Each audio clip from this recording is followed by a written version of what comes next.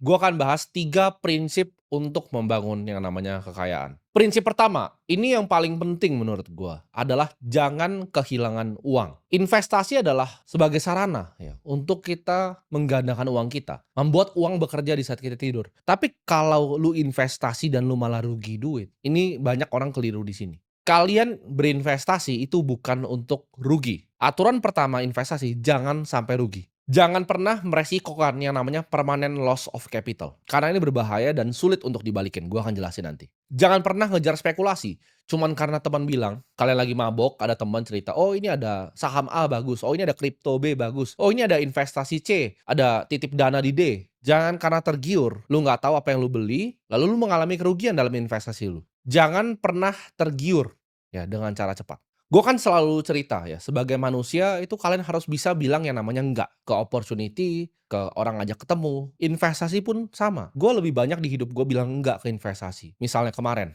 ya bahkan pagi ini ada deal yang datang. Teman gue bilang dia banyak opportunity di consumer. Ya nanti gue lihat dulu. Tapi kemungkinan gue akan bilang enggak.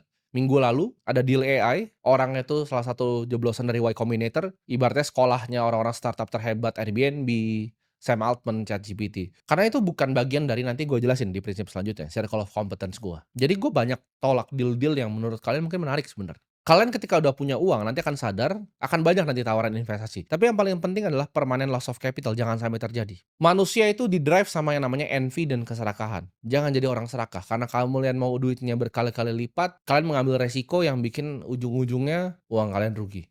Contoh ya, lu menginvestasi ke hal yang lu nggak mengerti. Misalnya Rp100.000.000. Rp100.000.000 itu hilang 50%. Let's say lu invest di A. A ini dari lu taruh 100 juta jadi 50 juta. Itu turun berapa persentasenya? Kalian bisa hitung dengan cepat, 50%. Tapi untuk balikin A tadi dari 50 juta ini ya ke 100 juta, itu butuh naik 100%. Ini matematika yang banyak orang nggak paham. Turun tuh 50%, naik tuh harus 100%. Sekarang gue pengen kasih kalian tebak-tebakan sedikit. Kalian tahu nggak kalau turunnya 60%? Ya, misal jadi 40 juta. Itu harus naik berapa untuk balik lagi seperti modal semula? Jawabannya harus naik 150%. Kita ambil yang lebih ekstrim. 100 juta tadi taruh di C, turunnya 80%, jadi sisa 20 juta. Itu perlu naik 400% teman-teman. 400% untuk balik ke modal awal. Ini yang bikin banyak orang meledak. Jadi aturan pertama dari investasi, jangan pernah rugi. Ada, gue membuat kesalahan dalam 10 tahun gue berinvestasi banyak kesalahan yang gue lakukan. Tapi tidak ada kesalahan signifikan yang membuat gue permanent loss of capital. Gue kalau gue gatel, gue mau main sesuatu yang spekulasi, gue udah ada dana spekulasinya. Misalnya 1-2% dari portofolio ini gue pakai untuk memang berspekulasi, berjudi di market. Opportunity yang aneh-aneh gue coba gue ambil. Options derivatif yang unik-unik gue ambil. Tapi itu tidak pernah akan meresikokan permanent loss of capital di portofolio gue. Tidak akan pernah gue resikokan. Nah ini adalah prinsip pertamanya dari Warren Buffett. Never lose money. Prinsip nomor 2, jangan ulangi nomor 1. Nah, untuk kita belajar gimana cara nggak kehilangan uang, ini penting banget nih untuk kita semua ya, teman-teman di sini, tahu prinsip nomor 2, hanya berinvestasi di apa yang lu ngerti. Mental modal paling sederhana dalam investasi itu kita sebutnya circle of competence kalau anak-anak investor. Ketika lu main baseball, itu lu nggak harus selalu nge-swing gitu, di semua pukulan yang dilempar, ke every pitch yang dilempar ke lu. Tapi jawabannya, ini ada zona nyaman lu nih. Zona nyaman lu ketika lu dapat di garisnya lu tembak. Lu pukul, ya. Jangan bohongin diri sendiri, lu ngerti apa yang lu nggak ngerti. Contohnya seperti gua minggu lalu ditawarin, "Oke ini ada startup AI begini begini begini, series B lu mau masuk nggak? Bareng ini, venture capital ada A, ada Andreessen Horowitz segala macam." Jawabannya gue jujur gue nggak mengerti, ya. Gue pengguna AI tapi kalau gue disuruh bikin language model gue nggak ngerti. Mulainya dari mana pun gue nggak tahu. Adalah gue belajar sedikit-sedikit dari course-nya Nvidia tapi gue nggak ngerti jawabannya. Gue bukan expert di machine learning, gue bukan expert di artificial intelligence. Saya tidak mengerti, jadi gue nggak ikut investasi karena gue nggak paham cara bikin agentic AI itu seperti apa. Itu bukan circle of competence gue. Uang sekolah ya, uang yang tadi permanent loss of capital yang gue lakukan untuk hal-hal seperti ini sudah banyak sekali di hidup gue. Tiap kali gue investasi di apa yang gue tidak mengerti, 100% uang gue pasti kena bakar. Bro, ini ada startup ini pasti kebakar uang gue. Ini ada deal private equity begini, gue nggak ngerti, gue coba masuk, uang gue kebakar. Udah berkali-kali ini terjadi sama gue. Kalian harus paham ya, investasi itu mirip seperti seorang pilot. Kalau lu mengoverestimasi kemampuan lu sendiri, itu ujung-ujungnya celaka. Lu terlalu ugal gitu, celaka. Perlu yang namanya kebijaksanaan untuk tahu apa yang kita bisa mengerti dan apa yang kita tidak bisa mengerti. Gue tuh lebih banyak bilang, "Oke, gue nggak mengerti." Karena itu adalah format dari humility manusia. Ketika lu bilang, "Oke, saya nggak mengerti," gitu. Nggak ada yang salah gitu dengan ditawarin AI terus saya nggak mengerti. Entar mungkin ditawarin quantum computing mungkin gue jawab, "Gue nggak mengerti, itu bukan industri yang gue ngerti." Tapi lu kalau tanya gue investasi di energi terbarukan, di solar, gue mungkin mengerti. Lu tawarin gue berinvestasi di bank, gue mungkin mengerti cara kerjanya bagaimana. Tier 1 capital, Tier 2 capital tuh apa, gue paham banget gitu. Cara ngitung cepat net interest margin dari bank, gue bisa analisa dari A sampai Z karena gue cover bank udah lama. Balik lagi, kalau kalian pernah kerja mungkin di fund ya, buy side atau di sell side di sekuritas, itu analisnya tuh dibagi coverage-nya. Mereka punya universe-nya sendiri. Contoh ada yang spesialisasi di bank, ada yang spesialisasi di pertambangan, di mining, ada yang spesialisasi di consumer goods. Ini mereka pun dipisah-pisah. Jadi orang tuh harus punya yang namanya circle of competence mereka sendiri. Suatu bidang area investasi lu paham betul. Jadi investasi itu nggak harus di aset A, B, atau C. Nggak harus di saham perusahaan, nggak harus di B, di kripto, nggak harus C, di real estate. Tapi di apa yang lu paling mengerti sebenarnya. Lu paling mengerti nih, ini lu tinggal di sini udah lama gitu, lu ngerti banget harga sewanya semua berapa, silahkan lu main properti. Lu ngerti banget tentang emas, sejarahnya bagaimana, silahkan main emas. Tapi investasilah di apa yang lu mengerti. Karena ketika lu keluar dari itu, pasti lu rugi.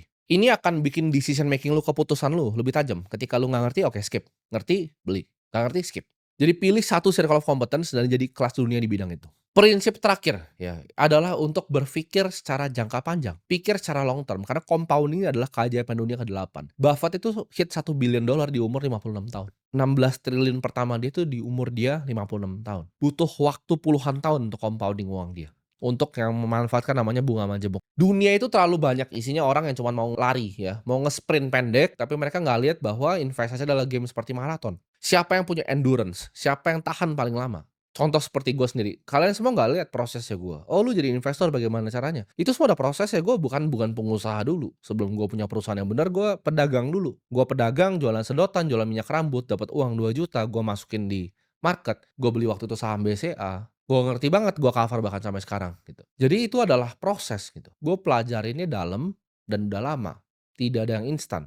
Gue tidak pernah punya mindset untuk nyari uang cepat, enggak. Mindset gue adalah gimana caranya gue bisa bikin kekayaan yang bertahan, bukan nyari uang cepat. Gue percaya orang yang mengumpulkan hartanya sedikit demi sedikit itu justru bertahan lama. Tapi siapa yang ngambil hartanya besar, pakai cara yang nggak baik, itu akan hilangnya cepat. Jadi ketika gue bikin harta gue pelan-pelan, ya kan, jualan sedotan, jualan minyak rambut, bikin agency, bangun ternak uang, dikit demi dikit gue kumpulin harta gue investasikan semuanya di market, gue pelajari, oh begini ya cara kerja bank, oh seperti ini ya kasa, oh NPL-nya segini, kenapa bisa naik segini? Oh ada corporate loan-nya yang gagal bayar. Oh struktur loan tuh gimana sih? Ada micro. Pelajarin semuanya secara detail. Oh pertumbuhan digitalnya luar biasa ya. Karyawan tetap segini, tapi nasabahnya 2 kali lipat. Oh ada ya bank yang bisa seperti itu. Oh kenapa? Oh karena memiliki brand yang lebih baik, memiliki pelayanan yang lebih baik. Oh manajemennya seseorang yang gue bisa lihat gitu. Keren manajemennya. Itu semua yang gue pelajari dari gue masih kecil. Jadi nggak ada semata-mata lu lihat, oh dia jadi kaya tiba-tiba, nggak ada. Ini prosesnya dekade. Gue nggak ngomong 1 2 tahun, tapi dekade.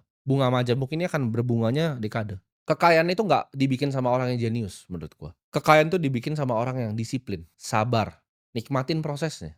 Beli apa yang lu ngerti, ya tahan selama mungkin. Karena gue lihat dari banyak hedge fund, seperti bahkan yang paling besar lah kita ngomong, konglomerasi paling besar, Berkshire Hathaway. Even grupnya Salim punya First Pacific, mereka itu ketika berinvestasi di suatu aset, mereka tahannya sangat-sangat panjang. Kalau kita lihat hedge fund yang luar biasa besar growth-nya seperti TCI, mereka itu portofolio turnover-nya 8 tahun ya. Ganti perusahaan tuh 8 tahun sekali. Lu harus punya mindset berinvestasi itu di perusahaan yang berkualitas. Jangan lu rusak compounding-nya karena lu pengen beli barang, pengen pamer, pengen ini, enggak. Tahan 10 sampai 20 tahun, belilah investasi yang lu paham betul.